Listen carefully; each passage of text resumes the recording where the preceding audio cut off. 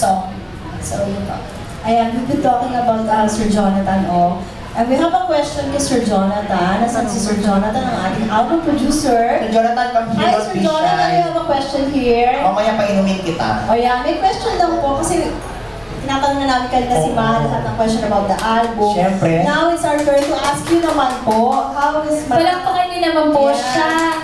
Ang nagsulat ng dahan-dahan. Siya po ang dahilan kung bakit nakilala si Maha sa music industry. Ayan, siya po ang dahilan. Ayan, Sir Jonathan, share niyo naman po sa amin how is Maha sa collaborate sa album na ito bilang isang recording artist. Okay. Actually, si Maha is a lot of fun to work with. You know, she's very professional kasi. And when she comes to the studio for working, alam mo yung mindset niya is really focused on the song. She's very involved. Like, paano ko kakantahin to? Paano ko gaganito? How do I deliver the line? She's very like that. Tapos very imagination ang galing talaga.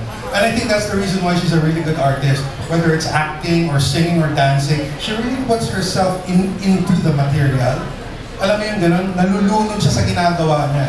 Which is why I love working with this artist talaga siya. Ah, thank you so much. May follow-up question po ba tayo kay Sir Jonathan? Yun na yun, si Maha. Thank you, sir. Thank you. Mahiyain. Yeah. Any more questions, guys? Wala na? Okay, nahiya na sila. I think it's about time to say our last words for them. To say thank you for everyone for coming. Thank you to all the press who made it today. Ang ating mga sponsors. Yes, pasalamatan ni Maha lahat. Yes, yung lahat ng sponsors natin. Yeah.